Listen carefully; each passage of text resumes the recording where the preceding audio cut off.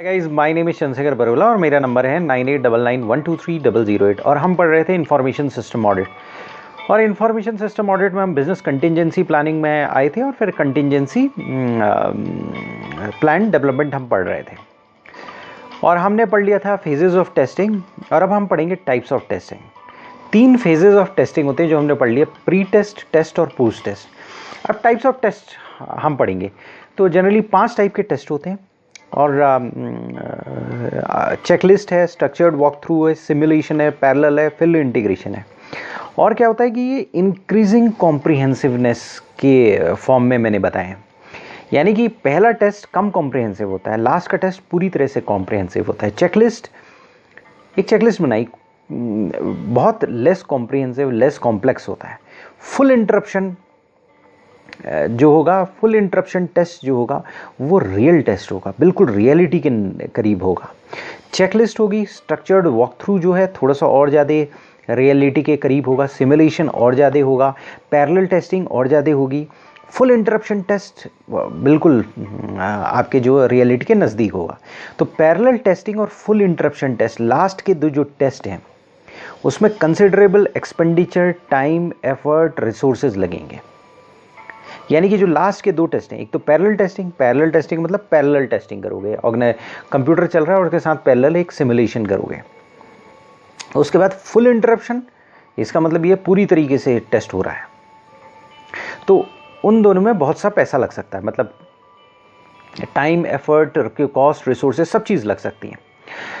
तो generally 5 type के test होते हैं और जो हमने बताया वो इंक्रीजिंगली कॉम्प्रिहेंसिवनेस के ऑर्डर में बताया।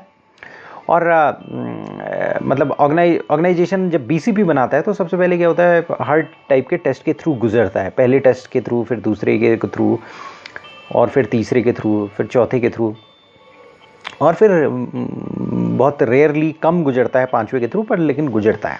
एक 5वें पीरियोडिक टेस्टिंग जो होगी वो 5वें की सबसे लंबी पीरियोडिक टेस्टिंग होगी। पहले की बिल्कुल जो पीरियोडिक टेस्टिंग होगी वो रिकरिंग पीरियोडिक टेस्टिंग हो सकती है। तो क्योंकि ये टेस्ट प्रोग्रेसिवली कॉम्प्लेक्स होते जा रहे हैं, मतलब प्रीवियस टेस्ट से जो बाद का टेस्ट है वो कॉम्प्रिहेंसिव है, तो वो क्या है कि बाद वाला टेस्ट ज़्यादा एक्यूरेट डिस्क्रिप्शन होगा। मतलब आपका जो बाद के जो टेस्ट है, नीचे के जो टेस्ट है, मतलब चेकलिस्ट है सबसे पहले, दूसरा स्ट्रक्चर्ड वॉक थ्रू है, फिर सिमुलेशन है, पैरेलल सिमुलेशन है, फुल इंटरप्शन है। तो जैसे जैसे हम नीचे बढ़ते जाएंगे तो उसमें एक्चुअल रिस्पॉन्सिवनेस दिखाई देगी कंपनी की। कहने का मतलब ये कंपनी कैसे रिस्पॉन्ड करती है डिज़ास्टर के टाइम पर, आग लग गई तो कैसे रिस्पॉन्ड करेगी। तो जैसे जैसे नीचे चलते जाएंगे तो वो एक्चुअल रिस्पॉन्सिवनेस आपको नज़र आने लगेगी। और पैरेलल और फुल इंटरप्शन टेस्ट में तो कंपनी की मेजर किस तरह से रिस्पॉन्ड करेगी आपको पता चल जाएगा। मतलब एक आइडिया आपको लग सकता है, एक बहुत नियर रियलिटी आइडिया लग सकता है आपको। तो सबसे पहले चलते हैं चेकलिस्ट टेस्ट। चेकलिस्ट का टेस्ट है। कॉपीज़ को आपने डिस्ट्रीब्यूट कर दिया, रिस्पॉन्स टीम रिव्यू करेगी और देखेगी सारी की सारी इन्फॉर्मेशन करंट है कि नहीं है उसमें। ऐसा होता है ऑर्गेनाइजेशन में, हमने बोला कि जो particularly IT related equipments, IT related चीज़ें जो है वहाँ पर टेक्नोलॉजी ऑब्सोलेंस बहुत ज़्यादा है। तो वो देखेंगे कि वहाँ पर जो चीज़ उन्होंने कल डिज़ास्टर में क्लासीफाई की, हो सकता है 1 साल बाद वो चीज़ एक नॉर्मल चीज़ बन जाए, वो डिज़ास्टर में क्लासीफाई ना हो, क्योंकि टेक्नोलॉजी आगे बढ़ जाए। तो जो करंट लेवल ऑफ टेक्नोलॉजी है, करंट लेवल ऑफ ऑर्गेनाइजेशन का जो रूल्स हैं, रिस्पॉन्सिबिलिटीज़ हैं, वो सारी की सारी उसमें आ रही हैं कि नहीं आ रही हैं। और सबसे इंपॉर्टेंट चीज़ है current perspective, current objective. Organisation का ऑब्जेक्टिव चेंज हो गया तो आपका पूरा प्लान चेंज हो जाता है। तो अगर ऑर्गेनाइजेशन का ऑब्जेक्टिव चेंज हो गया तो प्लान चेंज हो जाएगा, तो प्लान चेंज हो जाएगा तो इन्फॉर्मेशन करंट है कि नहीं करंट है आपको देखना पड़ेगा। तो आपको ये देखना पड़ेगा कि सारे के सारे क्रिटिकल एरियाज़, सारे के सारे प्रोसीजर्स कवर्ड हैं कि नहीं कवर्ड है। मतलब क्रिटिकल एरियाज़ जो आज की डेट में जो क्रिटिकल एरियाज़ हैं, जो करंट क्रिटिकल एरियाज़ हैं, प्लान उनके सारे प्रोसीजर्स है कि नहीं है, उसके रिलेटेड कोई प्रोसीजर्स हैं कि नहीं है, जो क्रिटिकल एरियाज़ की रिकवरी कैसे होगी उसके रिलेटेड प्रोसीजर्स हैं कि नहीं है, ये बहुत इंपॉर्टेंट है। फिर जो रिस्पॉन्स टीम लीडर है, जो हमने बोला रिस्पॉन्स टीम लीडर होगा, उसके नीचे टीम मेंबर्स होंगे। तो रिस्पॉन्स टीम लीडर वेरीफाई करेगा कि सबको कॉपी मिल गई कि नहीं, कब कॉपी मिल गई, सारे टीम मेंबर्स अपनी ड्यूटी से अवेयर हैं कि नहीं है, और हर टीम मेंबर के पास कॉपी है कि नहीं है एक्शन प्लान की, टीम एक्शन प्लान की। तो ये चेकलिस्ट है, मतलब सबसे पहला चेकलिस्ट टेस्ट है। तो चेकलिस्ट टेस्ट को फिर देख लेते हैं। चेकलिस्ट टेस्ट क्या है? चेकलिस्ट का टेस्ट है। इसमें क्या करोगे आप, चेकलिस्ट आपके पास आ जाएगी और उसको देखोगे, अपेरेंटली देखोगे कि सारी चीज़ें सही हैं कि नहीं सही हैं, प्लान सही है कि नहीं सही है, उसमें क्या कहते हैं सारी चीज़ें प्लान में है कि नहीं है। हमने पहले पढ़ चुके हैं प्लान में क्या क्या चीज़ होनी चाहिए, नोटिफिकेशन प्रोसीजर्स होनी चाहिए, नोटिफिकेशंस होना चाहिए, उसके अलावा आपके शेड्यूल, टाइम शेड्यूल्स होनी चाहिए, कितने टाइम पर रिकवरी हो रही है, सारी लिस्ट होनी चाहिए, क्रिटिकल हार्डवेयर सॉफ्टवेयर हर जो चीज़ क्रिटिकल है उसकी लिस्ट होनी चाहिए। उसके अलावा और भी प्रोसीजर्स होने चाहिए, वो सारी की सारी चीज़ें हैं कि नहीं हैं, और हैं तो वो करंट अपडेटेड हैं कि नहीं है। मतलब आप कोई वेंडर से सामान खरीदने वाले हो, मालूम पड़ा अगर डिज़ास्टर हो गया तो वो वेंडर ही लिक्विडेट हो गया सपोज, आईटी एरिया में बहुत होता है। तो ये सारी चीज़ें आप रिव्यू करोगे, आप क्रिटिकल एरियाज़ को रिव्यू करोगे, क्रिटिकल एरिया के प्रोसीजर्स को रिव्यू करोगे, ये सारी चीज़ रिव्यू करोगे। तो आप क्या करोगे, एक तरह से जो हमने पढ़ा था डेस्क चेकिंग जिसे कहते हैं, डेस्क में बैठ के चेकिंग आप कर रहे हो, वो चीज़ करोगे। और साथ में आप अपने टीम को बोलोगे कि आपको प्लान मिला है कि नहीं मिला है, उनसे पता करोगे। दूसरी चीज़ है structured walk through test. Structured walk through test हम पहले भी पढ़ चुके हैं, स्ट्रक्चर्ड वॉक थ्रू हम पहले भी पढ़ चुके हैं जब आपका हमने कोडिंग पढ़ी थी, कोडिंग हम डेवलप कर रहे थे, जो सिस्टम डेवलपमेंट लाइफ साइकिल कर रहे थे, उसमें भी सबसे पहले जो है हमने डेस्क चेकिंग की थी, उसके बाद स्ट्रक्चर्ड वॉक थ्रू किया था। तो यहाँ पर भी हम स्ट्रक्चर्ड वॉक थ्रू टेस्ट करेंगे। तो इस स्ट्रक्चर्ड वॉक थ्रू में क्या होगा कि लोग मीट आउट करेंगे, मतलब वॉक थ्रू करेंगे, साथ में वॉक करेंगे। तो वॉक थ्रू मतलब साथ में चलेंगे, यानी कि टीम एक साथ बैठेगी, टीम एक साथ बैठकर वो एक हर स्टेप को एनालाइज करेगी। हर टीम रिस्पॉन्स लीडर अपनी टीम के साथ बैठेगा और उसको एनालाइज करेगा, और फिर सारी टीम पूरी की पूरी business continuity planning recovery team बैठेगी, पूरी की पूरी टीम बैठेगी, जितने सारे मेंबर्स उसमें इन्वॉल्व हैं वो बैठेंगे, और उसके बाद वो इवैल्यूएट करेंगे ये प्लान इफेक्टिव है कि नहीं है। उसमें लोग क्या कहते हैं अपने सजेशंस देखेंगे, गैप्स आइडेंटिफाई करेंगे, बॉटलनेक्स आइडेंटिफाई करेंगे, वीकनेसेस आइडेंटिफाई करेंगे। तो वो प्लान बेसिकली सारे ऑर्गेनाइजेशन को, ऑर्गेनाइजेशन नहीं, और इवन ऑर्गेनाइजेशन को, लेकिन प्रेफरेबली बिजनेस कंटिन्यूटी प्लानिंग की रिकवरी टीम को एक पेज पर ले आएगा, और ये इंश्योर करेंगे कि भाई ये जो प्लान है, जो कंटिन्यूटी प्लान है, वो ऑर्गेनाइजेशन के गोल्स के साथ मीट आउट कर रहा है कि नहीं हो रहा है, करंट गोल्स के साथ मीट आउट कर रहा है कि नहीं कर रहा है, और ऑर्गेनाइजेशन की एबिलिटी को रिफ्लेक्ट करता है कि नहीं करता है, कि हम उस समय रिकवर कर पाएंगे, भले ये पेपर में हो।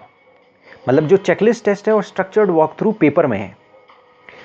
चेकलिस्ट में क्या है, चेकलिस्ट बनाई, इंडिविजुअली बैठ गए, थोड़ा बहुत कोऑर्डिनेशन कर लिया, उन्होंने पूछा अरे भाई मिल गया तुम्हें प्लान, या मेल भेज दिया और उसमें देख लिया कि मिला है कि नहीं मिला, एक बार वर्बली पूछ लिया मिल गया प्लान, पढ़ लिया कि नहीं पढ़ लिया, एक दो क्वेश्चंस पूछ लिए, रिस्पॉन्स टीम लीडर ने अपने जूनियर्स को बोला ठीक है कोई सजेशन है तो भेज दो। तो चेकलिस्ट तैयार होगी, हर के पास चलेगी, हर की डेस्क में चलेगी, इंडिविजुअली उन्होंने देख लिया। स्ट्रक्चर्ड वॉक थ्रू में महीने के एंड में वो आए और सब एक साथ बैठ गए, उन्होंने कहा भाई साहब ये प्लान है, अब इस प्लान को, ये जो बिजनेस कंटिन्यूटी प्लान है इसके बारे में ब्रेनस्टॉर्मिंग करेंगे सब, उस प्लान के बारे में प्रेजेंटेशन स्टार्ट हो गई, सबको बताना स्टार्ट हो गया कि ये स्टेप होगा, ये होगा, इसके बाद ये होगा, इस तरीके से प्लान्स को बताना स्टार्ट कर दिया। और उसके बाद देखा कि प्लान ऑर्गेनाइजेशन की एबिलिटी को रिफ्लेक्ट करता है कि नहीं करता है, उसको सक्सेसफुली रिकवर कर रहे हैं कि नहीं कर रहे हैं, और पेपर में सबके बीच में एक कोऑर्डिनेशन बन गया। सबने ब्रेनस्टॉर्मिंग की और बोला कि अपेरेंटली ये गलत लग रहा है, अपेरेंटली ये सही लग रहा है। तो सब लोग एक पेज में आ जाएंगे, और सब लोग जब उस मीटिंग के बाहर निकलेंगे तो कुछ लोग मीटिंग में क्रिटिसाइज़ करेंगे, कुछ लोग बाहर क्रिटिसाइज़ करेंगे। तो वो क्रिटिसिज्म जो है एक डायलॉग का रूप लेगा या ग्रेप वाइन का रूप लेगा, उससे ग्रेप वाइन का रूप लेगा तो बैक चैनल से मैनेजमेंट को पता चलेगा, डायलॉग का रूप लेगा तो अगला सेशन होगा जो स्ट्रक्चर्ड वॉक थ्रू का, उसमें लोग उसको रिफ्लेक्ट करेंगे। तो यानी कि स्ट्रक्चर्ड वॉक थ्रू टेस्ट जो है वो उसमें क्या है, सब बैठेंगे और वो पेपर पर हो रहा है, रियलिटी में नहीं हो रहा है, लेकिन उसमें सारे लोग इन्वॉल्व हैं। चेकलिस्ट टेस्ट में केवल इंडिविजुअली इन्वॉल्व है, बहुत ज़्यादा इन्वॉल्वमेंट नहीं है सब लोगों का एक साथ, सबका इन्वॉल्वमेंट है लेकिन इंडिविजुअल इन्वॉल्वमेंट है। सबके पास प्लान आ गया, सबने प्लान देखा कि नहीं देखा, सबको प्लान मिला कि नहीं मिला, सबने प्लान इंडिविजुअली पढ़ लिया कि नहीं पढ़ लिया। अगर इंडिविजुअली किसी की कोई सजेशन है उसने देना है तो वो मोस्ट वेलकम है। लेकिन स्ट्रक्चर्ड वॉक थ्रू में सब बैठ जाएंगे एक साथ और प्लान के बारे में डिस्कशन होगा, बल्कि सुबह से शाम तक का सेशन हो सकता है। सुबह प्लान दिखाया जाएगा आपका, आपकी प्रेजेंटेशन प्लान की बनेगी और फिर उसके बाद उस प्लान्स में गलतियां क्या हैं, ये सारी चीज़ें एक इंटरैक्टिवली पेपर सेशन बनेगा या बोर्ड रूम सेशन बनेगा स्ट्रक्चर्ड वॉक थ्रू पे। स्ट्रक्चर्ड वॉक थ्रू है क्योंकि सब लोग साथ बैठेंगे तो एक पर्टिकुलर स्ट्रक्चर आ चुका होगा उस प्लान का, कम से कम वो प्रेजेंटेबल फॉर्म में आ चुका होगा, प्रेजेंटेशन उसकी बन चुकी है। पहले प्लान को अलग तरीके से डेवलप किया जाता है, कैसे डेवलप किया जाता है हम ऑलरेडी पढ़ चुके हैं। लेकिन स्ट्रक्चर्ड वॉक थ्रू में क्या होगा कि प्लान की जो गलतियां हैं वो सारी एलिमिनेट हो जाएंगी। करंट लेवल प्लान करंटली जो होना चाहिए वो होगा। इसके बाद ये तो आपके पेपर प्लान हुआ। अब दो और प्लान आते हैं, जो दो और टेस्ट आते हैं। सिमुलेशन टेस्ट हुए, ये तो दो जो टेस्ट हुए वो पेपर टेस्ट हुए। पेपर में आपने देखा सब कुछ सही है कि नहीं सही है, एक इंडिविजुअली देखा और एक में लोगों का इन्वॉल्वमेंट हुआ। अब दो अलग चीज जो हमारे टेस्ट हैं, दो और टेस्ट हैं, वो इसमें से एक टेस्ट है सिमुलेशन टेस्ट और दूसरा पैरेलल टेस्ट है। सिमुलेशन टेस्ट और पैरेलल टेस्ट में नॉर्मल बिजनेस इंटरप्ट नहीं होगा। मतलब सिमुलेशन टेस्ट में डिस्ट्रप्टिव इवेंट को सिमुलेट किया जाएगा। अब जैसे फॉर एग्जांपल ऑर्गेनाइजेशन में सिमुलेशन बनाना इतना आसान नहीं है, लेकिन आजकल क्या होता है कि जो एयरप्लेन चला रहे होते हैं पायलट्स, तो उनको सिमुलेटेड कॉकपिट में बैठा दिया जाता है और वहाँ पर उन्हें डिज़ास्टर की सिचुएशन सिमुलेट कर दी जाती है कि किस तरीके से वो एक्ट करेंगे, रिएक्ट करेंगे। तो डिस्ट्रप्टिव इवेंट को सिमुलेट किया जाता है और जो सिमुलेशन टेस्ट है वो पर्टिकुलर चीज़ों को वैलिडेट करेगा, जैसे नोटिफिकेशन प्रोसीजर्स को। आपका ऑर्गेनाइजेशन चल रहा है, आपने कहा कि जी सीनियर मैनेजमेंट में डिक्लेयर कर दिया, अचानक डिक्लेयर कर दी डिज़ास्टर हो गया है, तो वो क्विकली नोटिफिकेशन प्रोसेस नोटिफाई कर दिया आपने। नोटिफिकेशन प्रोसेस चालू हुई तो आपने देखा कितने टाइम में रिस्पॉन्स टाइम क्या रहा, तो आपने नोटिफिकेशन प्रोसेस को सिमुलेट कर दिया, बैकअप पावर सिस्टम्स को सिमुलेट कर दिया। आपने कहा कि मेन पावर ऑफ कर दी अचानक, देखा अल्टरनेटिव पावर चलती है कि नहीं चलती है, हार्डवेयर बैकअप सिस्टम्स को देख लिया, मेन जो डेटाबेस है उसको क्लोज कर दिया, देखा ऑटोमेटिकली मेन जो डेटाबेस सर्वर है उसको क्लोज कर दिया, ऑटोमेटिकली जो है बैकअप सर्वर पर इंफॉर्मेशन बैकअप सर्वर ने काम करना स्टार्ट किया कि नहीं किया, ये आप देखोगे। उसके बाद ट्रांसपोर्टेशन के अरेंजमेंट्स देखोगे, अचानक आपने डिक्लेयर कर दिया कि जी डिज़ास्टर हो गया। अब आपने कहा जो बैकअप साइट है उसमें आदमी को जाना है, ट्रांसपोर्ट फटाफट मंगाई, उन्होंने कहा ट्रांसपोर्ट मंगाओ, ट्रांसपोर्ट पहुंचा कि नहीं पहुंचा, आदमी तैयार हुए कि नहीं हुए, टाइम कितना हुआ, कितना लगा वहाँ पर पहुँचने के लिए सिमुलेशन में। अल्टरनेट कम्युनिकेशन सिस्टम्स देख सकते हो कि आपने अचानक वॉइस वो कम्युनिकेशन जो है आपने कहा कि डाउन हो गया और अल्टरनेट कम्युनिकेशन सिस्टम को अप करो, कितना टाइम लगता है। सॉफ्टवेयर और डेटा प्रोसेसिंग अरेंजमेंट्स आप देख लोगे, बैकअप सॉफ्टवेयर और डेटा बैकअप सिस्टम्स को आप देखोगे सही तरह से काम कर रहे हैं कि नहीं कर रहे हैं। इसी तरह से अल्टरनेट साइट प्रोसेसिंग को देख सकते हो, अल्टरनेट साइट में आप देख सकते हो प्रोसेसिंग हो रही है कि नहीं हो रही है। तो ये सारी चीज़ों का सिमुलेशन हो सकता है और जिन चीज़ों का सिमुलेशन हो सकता है आप इंडिविजुअली उसे सिमुलेट कर सकते हो। तो मतलब सिमुलेट ये भी तक हो सकता है कि आप डिज़ास्टर कर दो, एक एचओ जो हमने एक पर्टिकुलर प्लान बनाया, सपोज कंटिन्यूस ऑपरेटिंग प्लान बनाया, तो उसमें हमने ये देखा कि भाई ऐसा एचओ जो है हेड ऑफिस जो है वो अचानक वहाँ पर डिज़ास्टर स्ट्रक हो गया, तो हमने कहीं और एचओ क्रिएट किया। तो वो हम पैरेलली एचओ क्रिएट कर सकते हैं। हम ये देख सकते हैं ऑफ साइट में, बैकअप साइट्स में एचओ क्रिएट कर सकते हैं। वहाँ पर देख सकते हैं सही सारी चीज़ें सही कर रही हैं कि नहीं कर रही हैं। बैकअप साइट्स में लोगों को रिलोकेट कर सकते हैं, रिकवरी प्रोसीजर्स को उसको री इनैक्ट कर सकते हैं। तो इसमें क्या है, basically no doubt actual recovery process नहीं होगी, एक्चुअल अल्टरनेटिंग प्रोसेसेस का पूरी 100% सिमुलेशन नहीं होगा, लेकिन आपको आइडिया मिल जाएगा। यहाँ सिमुलेशन टेस्ट से प्रैक्टिकल सिचुएशन का आइडिया मिलना चालू हो जाएगा आपको कि क्या एक्चुअल सिचुएशन में क्या प्रॉब्लम्स आ सकती हैं। तो यानी कि चेकलिस्ट टेस्ट हुआ, उसमें इंडिविजुअली देखा, चेकलिस्ट को देख लिया, प्लान सबको मिला है कि नहीं मिला है देख लिया। फिर उसके बाद क्या है, पैरेलल स्ट्रक्चर्ड वॉक थ्रू देख लिया। स्ट्रक्चर्ड वॉक थ्रू में स्ट्रक्चर्ड वे में वॉक थ्रू किया, सबने साथ चले स्ट्रक्चर्ड वे में, और उसमें प्लान को देखा और सारी रिकवरी टीम एक पेज में आ गई, और ऑर्गेनाइजेशन में भी लोगों को इन्वॉल्व किया तो ज़्यादा बेटर है। उसके बाद सिमुलेशन टेस्ट किया, उसमें सिमुलेट किया पर्टिकुलर सिचुएशन को। बैकअप चले जाएगा तो क्या होगा, आपका डिज़ास्टर स्ट्रक होगा तो नोटिफिकेशन प्रोसेसेस कितनी तेज़ी से नोटिफाई कर पा रहे हैं हम बंदों को। सिमुलेशन टेस्ट से रियल सिचुएशन पता है, ग्राउंड सिचुएशन हमें पता चलने लग जाएगी। इसके बाद होता है पैरेलल टेस्ट। पैरेलल टेस्ट में क्या होता है, पैरेलल टेस्टिंग होती है। इसमें भी नॉर्मल ऑपरेशन डिस्टर्ब नहीं होते हैं। सिमुलेशन टेस्ट और पैरेलल टेस्ट में नॉर्मल ऑपरेशन डिस्टर्ब नहीं होंगे। पैरेलल टेस्ट में क्या होगा, आप प्लान का टेस्ट करेंगे, सारे मटेरियल ह्यूमन रिसोर्सेज को यूटिलाइज करेंगे। इसमें खर्चा होगा क्योंकि आपने सिमुलेशन टेस्ट में तो कम खर्चा होगा, बहुत नेग्लिजिबल। अगर आपने रिलोकेशन किया तो थोड़ा बहुत खर्चा होगा, आप देखोगे एक लिमिटेड वे में देखोगे। लेकिन यहाँ खर्चा होगा, यहाँ पर मेन मटेरियल ह्यूमन रिसोर्स सब लगेगा यहाँ पर। लेकिन नॉर्मल ऑपरेशन इंटरप्ट नहीं होंगे। फुल इंटरप्शन टेस्ट में नॉर्मल इंटरप्शन, वो नॉर्मल ऑपरेशंस इंटरप्ट हो जाएगा। मतलब हो सकता है आप एक दिन ये डिसाइड करो कि ऑर्गेनाइजेशन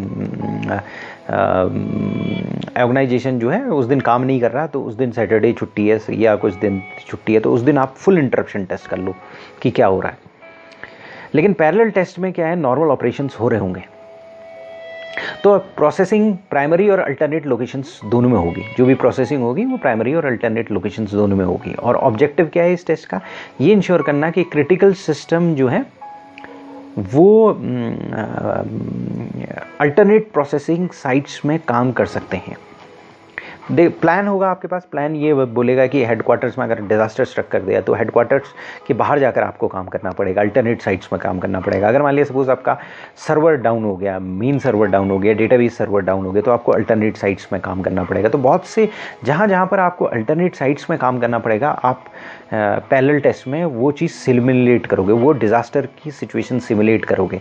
और नॉर्मल ऑर्गेनाइजेशन के ऑपरेशंस तो चल ही रहे होंगे, लेकिन पैरेलली आपका डिज़ास्टर सिमुलेटेड ऑपरेशंस भी चल रहे होंगे। डिज़ास्टर से के बाद ऑपरेशन चल रहे होंगे, और वहाँ पर बिल्कुल उसी तरीके से काम किया जाएगा जैसे डिज़ास्टर हो गया है, सच में डिज़ास्टर हो गया है। तो उसमें क्या है कि अगर आपको कोई चीज़ परचेज़ करनी है तो आपको परचेज़ भी करनी पड़ सकती है। आपको कोई मटेरियल मंगाना है तो मटेरियल भी मंगाना पड़ सकता है। तो अगर मान लिया सपोज आदमी सिस्टम को रिलोकेट करना है, आदमियों को रिलोकेट करना है, तो आप सिस्टम को भी रिलोकेट करोगे, आदमी को भी रिलोकेट करोगे, और फिर दोनों प्रोसेसिंग के रिजल्ट्स को देखोगे, दोनों सेंटर्स पर जो रिजल्ट्स, जो प्रोसेसिंग हो रही है उसके रिजल्ट्स को देखोगे, कंपेयर करोगे दोनों। तो यानी कि कहने का मतलब ये, critical system will actually run at alternate processing backup sites. तो क्रिटिकल सिस्टम कहाँ पर रन करेंगे, पूरा सिस्टम रन नहीं करेगा, critical system alternate processing backup sites में रन करेंगे पैरेलल टेस्ट में। लेकिन नॉर्मल आपका ऑपरेशन इंटरप्ट नहीं होगा। तो यानी सिमुलेशन टेस्ट और पैरेलल टेस्ट में नॉर्मल ऑपरेशन इंटरप्ट नहीं होगा। और सिमुलेशन टेस्ट से हमें ग्राउंड लेवल फील आने लगेगी, हमें ये महसूस होने लगेगा कि ग्राउंड लेवल पर जब डिज़ास्टर स्ट्रक करेगा तो ग्राउंड लेवल पर क्या होगा, चीज़ें उभर कर आने लगेंगी। पैरेलल टेस्ट में काफ़ी हद तक आएंगी। फुल इंटरप्शन टेस्ट में फुल इंटरप्शन टेस्ट है, पूरी तरीके से टेस्ट है, complete business continuity plan activate हो जाएगा। इसमें काफ़ी टाइम लगेगा, काफ़ी पैसा लगेगा, काफ़ी एफर्ट लगेगा। इसमें आदमी और रिसोर्सेज अल्टरनेटिव साइट्स पर मूव करेंगे और नॉर्मल ऑपरेशन इंटरप्ट हो जाएगा। यानी आप बंद कर दोगे नॉर्मल ऑपरेशन को, आप ये मान के चलोगे नॉर्मल ऑपरेशन इंटरप्ट हो गया भैया। तो ये टेस्ट जो है सारे बिजनेस ऑपरेशंस के लिए रिकमेंडेड होता है। जो क्रिटिकल वॉइस और डेटा प्रोसेसिंग फंक्शंस हैं तो उनके लिए, पर्टिकुलरली उनके लिए, तो सारे क्रिटिकल बिजनेस ऑपरेशंस जो भी होंगे, पर्टिकुलरली वॉइस और डेटा प्रोसेसिंग फंक्शंस, उनके लिए तो होगा ही होगा। ये टेस्ट बहुत कॉस्टली है और एक्सट्रीम कॉशन के साथ इसे शेड्यूल करना है। तो ये सबसे बेस्ट वे है बिजनेस कंटिन्यूटी प्लान को टेस्ट करने का। असल में क्या है कि फुल इंटरप्शन टेस्ट उस तरीके से है जैसे इंडियन आर्मी कभी कभी आपका फुल ब्लोन ऑपरेशन करती है। जैसे सबसे बड़ा फुल ब्लोन ऑपरेशन उसने 1986 में किया, 86-87, उसे ऑपरेशन ब्रास टैग किया जाता है, कहा जाता है। तो इंडियन आर्मी की स्ट्रेंथ करीब 10 से 11 लाख लोग हैं।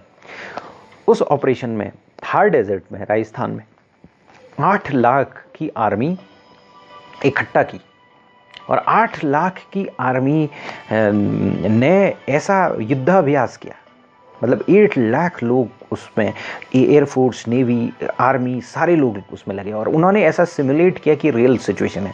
अब 8 लाख लोग यहाँ पर रह गए तो चाइनीज़ बॉर्डर में कितने रह गए? 2-3 लाख लोग ही रह गए। तो नॉर्मल बिजनेस इंटरप्ट हो गया। मतलब अगर आपने एक आर्मी को एक तरफ, 8-9 लाख लोगों को एक तरफ लगा दिया और बेयर मिनिमम रख दिए चाइनीज़ बॉर्डर में, और ये पूरा सिमुलेट किया सिचुएशन की अगर पाकिस्तान अटैक करेगा तो क्या होगा।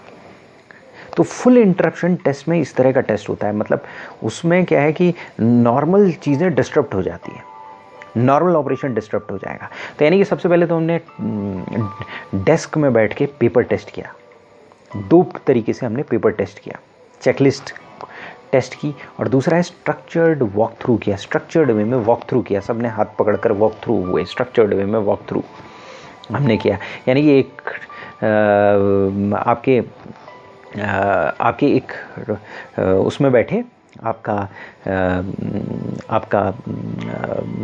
कंपनी में, और वहाँ पर ब्रेनस्टॉर्मिंग की और पेपर में वो टेस्ट हुआ। इसके बाद सिमुलेशन टेस्ट किया और पैरेलल टेस्ट किया। इसमें नॉर्मल बिजनेस का ऑपरेशन चलेगा।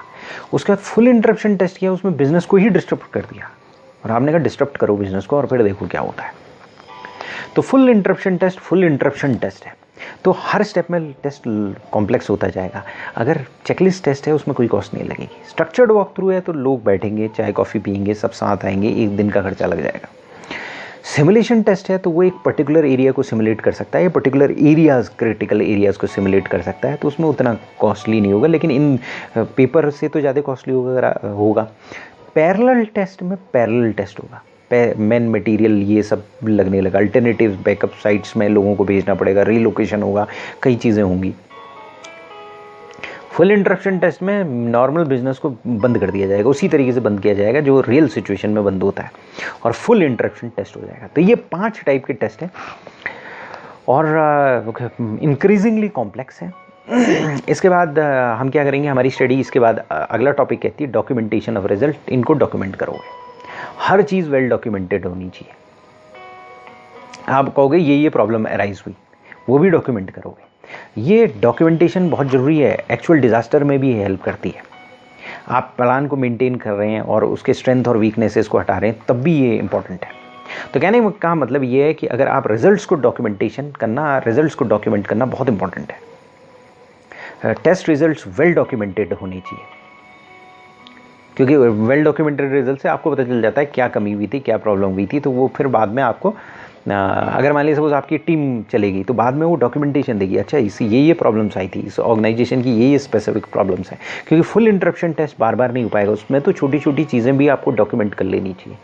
इवन पैरेलल टेस्टिंग कॉस्टली होती है, सिमुलेशन टेस्टिंग पर टाइम वेस्टेज होता है, उसमें मैनेजमेंट का फोकस वहाँ पर लगता है। मतलब कुछ नहीं है तो मैनेजमेंट का फोकस तो जा रहा है।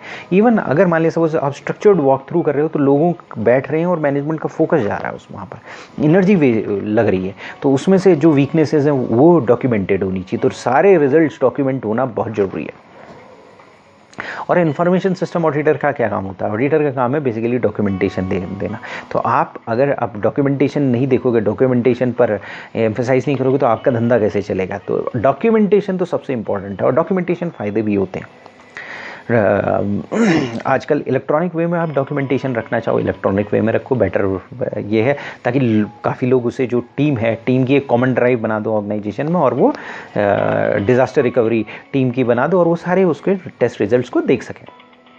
उसके बाद अगला टॉपिक जो हमारी स्टडी कहती है वो रिजल्ट एनालिसिस के लिए कहती है। वो बोलती है रिजल्ट कैसे आप एनालाइज करोगे। अगर मान लीजिए सपोज आपका प्रोसेसिंग हो रही है, तो आप उसके रिजल्ट क्या एनालाइज करोगे? तो रिजल्ट एनालाइज तभी कर पाओगे जब आपके पास कोई स्टैंडर्ड होगा, स्टैंडर्ड के रेफरेंस में ही रिजल्ट एनालाइज कर पाओगे।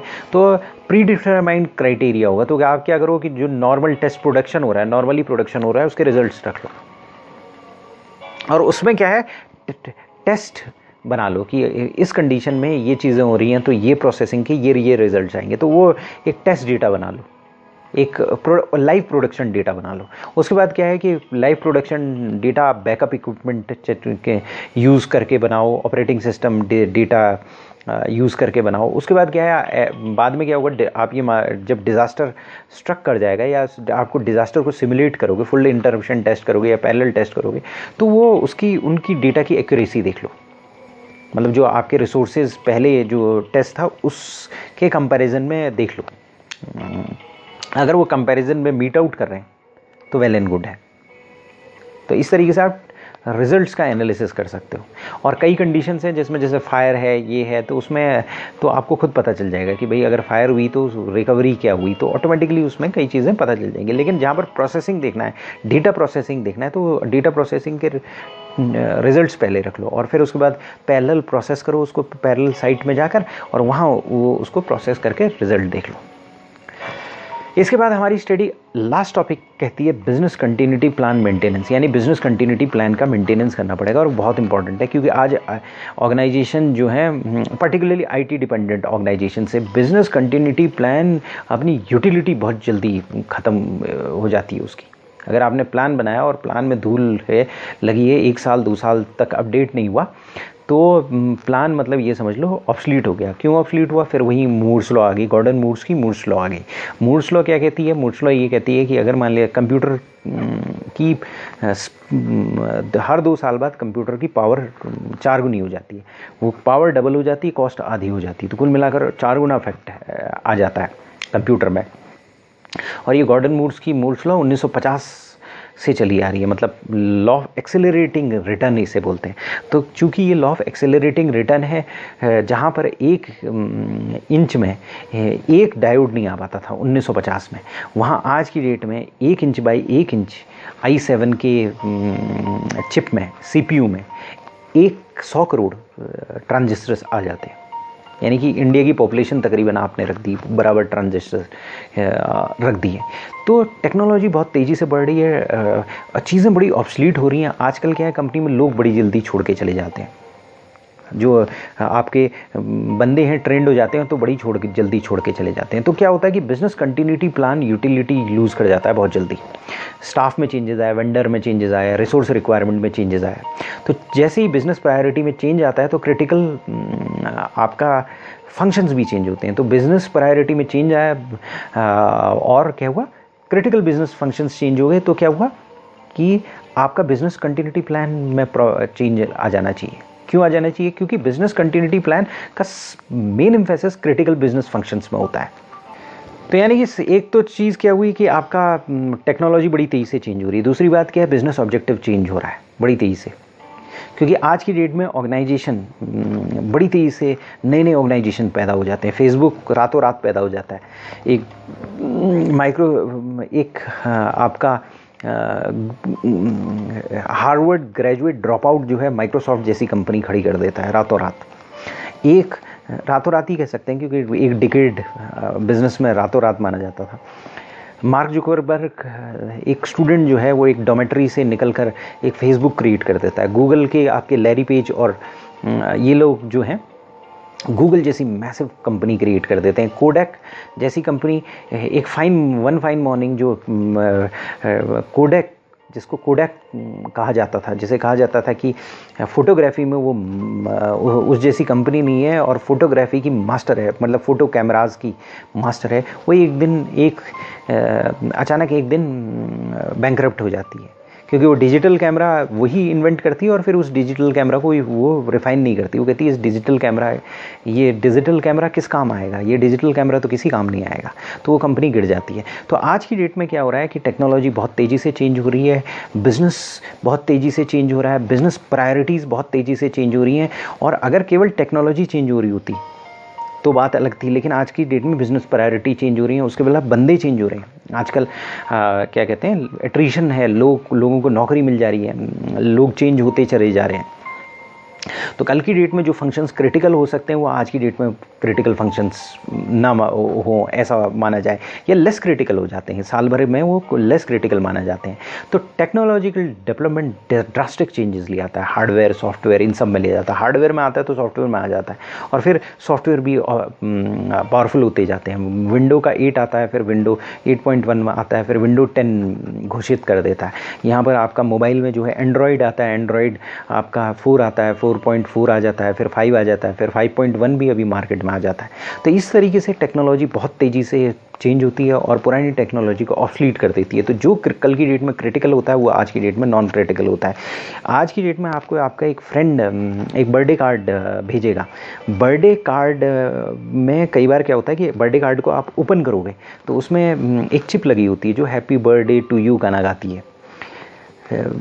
अगर यही चिप ये चिप इतनी पावरफुल, ये चिप में इतना कंप्यूटिंग स्पीड है जितनी कि हिटलर को अवेलेबल नहीं थी, उतनी कंप्यूटिंग उसके टाइम पर जो था। पूरी हिटलर की फोर्सेस और पूरी एलिड फोर्सेस सब मिलाकर दुनिया को उतनी कंप्यूटिंग अवेलेबल नहीं थी, पूरी दुनिया मिला के उस समय उतनी कंप्यूटिंग अवेलेबल नहीं थी।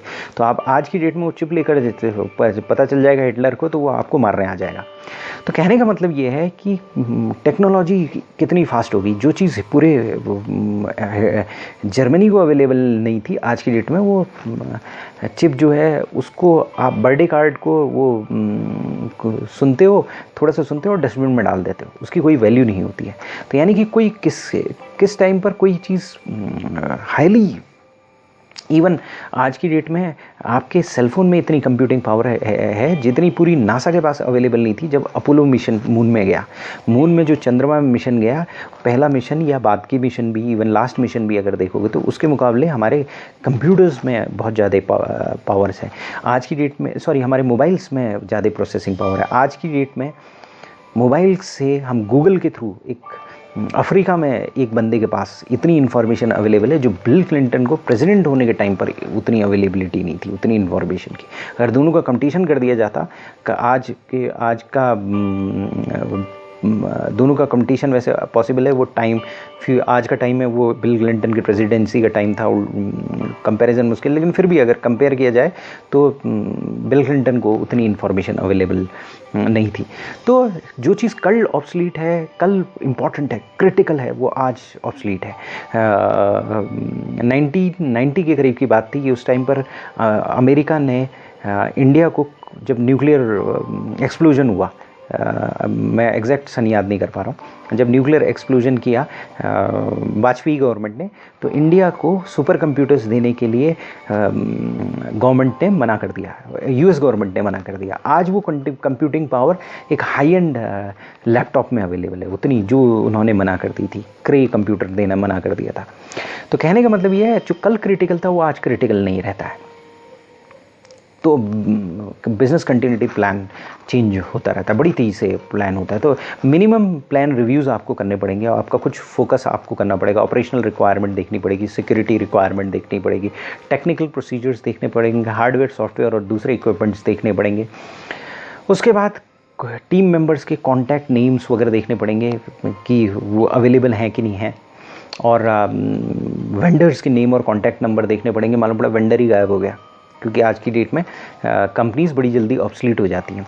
तो आप देखोगे, और कई बार क्या होता है, आप कोई मोबाइल लेने जाते हो, जैसे आप कुछ दिन पहले मैं S2 मोबाइल लेने गया, उसने कहा S2 अब आता ही नहीं है। वो बड़ा अच्छा मोबाइल था, मेरे को काफ़ी अच्छा लगता था, लेकिन S2 मोबाइल उन्होंने कहा ऑब्सलीट हो गया। तो आप उसके पास प्रोडक्ट लेने जाओगे, प्रोडक्ट ही नहीं होगा, और कई बार क्या है, वेंडर ही नहीं होगा। तो अल्टरनेट ऑफ साइट रिक्वायरमेंट्स आप देखोगे, वाइटल रिकॉर्ड्स देखोगे, इलेक्ट्रॉनिक और हार्ड कॉपी देखोगे। तो ये सारी चीज़ें आप देखोगे बिजनेस कंटिन्यूटी प्लान मेंटेनेंस में, क्योंकि अगर आप प्लान को मेंटेन नहीं करोगे तो डिज़ास्टर के टाइम पर वो इनफेक्टिव हो जाएगा। और हो सकता है कि अगर कई बार क्या होता है कि प्लान को आप 2 या 3 साल भूल गए तो फिर आपको स्क्रैच से उसे लिखना पड़ेगा प्लान को। तो प्लान को रेगुलर बेसिस में मेंटेन करना बहुत ज़रूरी है, उसमें क्या चेंजेस हैं उसको रिकॉर्ड करना ज़रूरी है, क्योंकि मालूम पड़ा डिज़ास्टर स्ट्रक हुआ तो प्लान ऑब्सलीट हो चुका है। और ऑब्सलीट प्लान में आप वो चीज़ें बचाने की कोशिश कर रहे हो जिनको बचाने की ज़रूरत नहीं है आज की डेट में। वो क्रिटिकल इंस्ट्रूमेंट्स, जो चीज़ कल क्रिटिकल इंस्ट्रूमेंट क्लासीफाई है आज वो नॉर्मल इंस्ट्रूमेंट है। कल की डेट में जो आपके ऑफिस में एक 5 साल पहले का कई ऑर्गेनाइजेशन में प्लान एक बार बन जाता है, कई साल तक रहता है, मालूम पड़ा 5 साल पुराना प्लान हो गया है। तो आपके पास जो कंप्यूटर अवेलेबल है, सुपर कंप्यूटर अवेलेबल है उस टाइम पर, सुपर कंप्यूटर तो कई रेयर ऑर्गेनाइजेशंस को अवेलेबल होता है, लेकिन आप में के वहाँ सबसे प्रोसेसर अवेलेबल है, जो सबसे पावरफुल प्रोसेसिंग इक्विपमेंट अवेलेबल है, मालूम पड़ा 5 साल बाद लैपटॉप में उतनी प्रोसेसिंग है। तो आपके पास आप वो उसी को आपके रिकॉर्ड्स में वही चला आ रहा है, वो उसको आप क्रिटिकल इंस्ट्रूमेंट मान रहे हो, जबकि वो सिस्टम निकल चुके हैं, आपकी कंपनी से भी निकल चुके हैं, ऑब्सलीट हो चुके हैं। तो प्लान्स को मेंटेन करना बहुत इंपॉर्टेंट है। आज की डेट में आप प्लान्स को मेंटेन नहीं करोगे तो प्रॉब्लम हो जाएगी। तो अगर उसे समराइज़ करें तो हम ये कह सकते हैं कि BCP जो है वो it's not about system only, it's about people. किसी भी क्राइसिस में कमांड और कंट्रोल सिचुएशन बहुत इंपॉर्टेंट है रिजोल्यूशन के लिए। क्राइसिस के टाइम पर लोगों को रिस्पॉन्सिबिलिटी लेनी पड़ती है, मतलब क्राइसिस ही तभी है जब आदमी को रिस्पॉन्सिबिलिटी लेनी पड़े और आदमी की पहुंच से बाहर हो जाए। अगर ऑटोमेटेड सिस्टम उसको संभाल सकें तो फिर वो क्राइसिस नहीं हुआ। तो इसमें क्या है, कोऑर्डिनेटेड एक्शंस लेने पड़ते हैं, आदमियों के बीच में कोऑर्डिनेटेड एक्शंस लेने पड़ते हैं। तो इसीलिए क्या है, BCP notification procedures lay down करती है, ट्रांसपोर्टेशन, दूसरी अरेंजमेंट्स और इफेक्टिव रिकवरी स्कीम्स ले आउट करती है। तो BCP रेयरली एक स्टैंड अलोन डॉक्यूमेंट होता है। ऐसा नहीं होता कि स्टैंड अलोन डॉक्यूमेंट है, एक स्टैंड अलोन डॉक्यूमेंट हो BCP सेट ऑफ डॉक्यूमेंट होता है, जनरली ऑर्गेनाइजेशन वाइड प्लान होता है। BCP में कई फैसिलिटी वाइज DRP होती हैं, डिज़ास्टर रिकवरी प्लान्स बहुत सारी होती हैं, बहुत सारे सेपरेट प्लान हो सकते हैं। साइबर इंसिडेंट रिस्पॉन्स प्लान हो सकता है, अगर कंप्यूटर वायरस या नेटवर्क इंट्रूजन हुआ है तो ऑक्यूपेंट इमरजेंसी प्लान हो सकता है, क्योंकि आदमी बहुत इंपॉर्टेंट है, आदमी को कुछ हर्ट नहीं होना चाहिए, आदमी को कोई प्रॉब्लम नहीं होनी चाहिए, पैरामाउंट चीज़ है। तो उसका इवैक्यूएशन कैसे होगा, ये सारी चीज़ें उसमें होनी चाहिए। इंश्योरेंस दूसरा टूल है, अगर मान लिया सपोज आपको मॉनेटरी लॉस को मिनिमाइज़ करने का, आदमी के लॉस, आदमी को प्रॉब्लम हो गई तो उसका नहीं, मॉनेटरी लॉस का, जहाँ मॉनेटरी है उसको मिनिमाइज़ कर सकते हैं। कुछ रिस्क आप इंश्योरेंस कंपनी को ट्रांसफ़र कर दो, उसको प्रीमियम पे करते रहो, और अगर मान लिया आपको प्रॉब्लम आ जाएगी तो वो आपको रिस्क कवर हो जाएगा, मॉनेटरी रिस्क कवर हो जाएगा। तो जो आदमी का अगर रिस्क हो गया, आदमी को अगर प्रॉब्लम हो गई तो उसके लिए ऑक्यूपेंट इमरजेंसी प्लान है। फायर अगर हो गई, अगर मेडिकल इमरजेंसी कोई आ गई तो इन सब के लिए ऑक्यूपेंट इमरजेंसी प्लान होता है। तो अगर आपने पेपर में BCP बना ली उसका कोई मायने नहीं है, BCP को टेस्ट करना बहुत ज़रूरी है। वर्स्ट पॉसिबल चीज़ें हो सकती हैं डिज़ास्टर सिचुएशन में, तो आपका BCP को टेस्ट करने के लिए सबसे इम्पोर्टेंट चीज़ क्या हो सकती है, आप डिज़ास्टर सिचुएशन सिमुलेट करने की कोशिश करो, और जितना आप डिज़ास्टर सिचुएशन सिमुलेट कर सकते हो उतना BCP आपको पता चल जाएगा कि आप सही हो कि नहीं हो। और BCP के टाइम पर डिज़ास्टर के टाइम पर आप उससे बाहर आ सकते हो। तो ये था BCP business continuity plan, disaster recovery plan और उससे रिलेटेड चीज़ें। थैंक्स।